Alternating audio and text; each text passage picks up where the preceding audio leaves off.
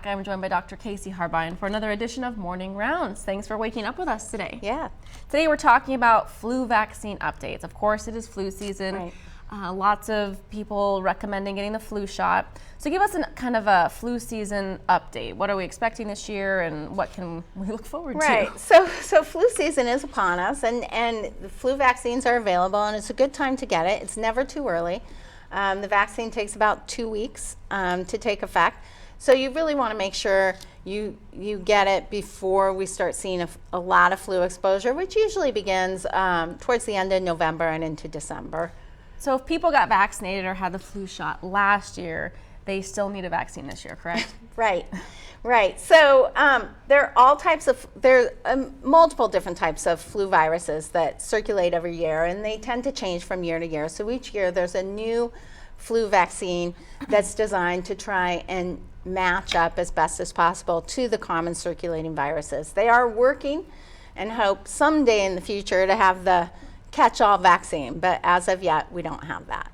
Is there just one type of vaccine available? So, no, there's a number of different ones. Most of them available this year are what we call quadrivalent vaccines. So that means it covers 4 different types of flu viruses, 2 flu A's and 2 flu B's.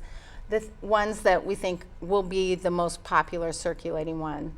There's a standard flu vaccine, the ones that most of us get, that there is a 3-virus one and a 4-virus one. And these are ones that most often they're grown in eggs. The virus is grown in egg culture, but it's an inactivated virus when we get it, which means it doesn't give us the flu. There are some of the standard vaccines which are grown in cell culture, which is a little different because there's a thought that maybe the ones grown in egg culture might change the virus a little bit. Maybe the cell culture one might actually be more effective in protecting. And then this year there's a more high potency virus for older people. So old people tend to not develop as strong as an immune response. And so they've developed both a virus that has what we call a more intense antigen, so as to stimulate us developing more antibodies, as well as one that has an adjuvant in there to kind of say, hey, antibodies, start making antibodies to this thing. And then there's the flu mist, which is a live virus. That's the one you get up the nose, and that is not recommended for young children under the age of 2, pregnant people, or people with immune suppressive illness. So can people with egg allergies get vaccinated? So they can, actually, just like last year. Even the ones that are grown in eggs, they don't tend to cause, we don't see the same kind of allergic response that maybe was once feared.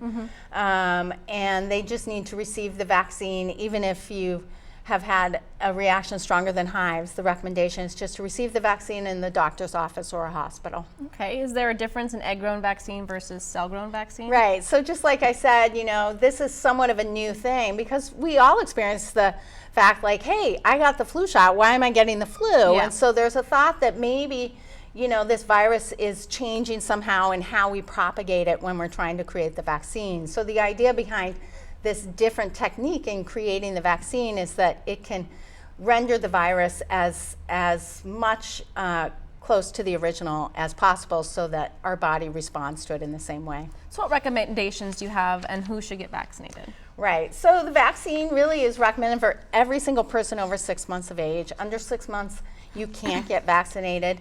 And so it's really important then that women who are pregnant, particularly women who are going to be delivering sometime between now and the end of flu season, really should have their vaccine because those antibodies are transferred to the newborn and carry some protection.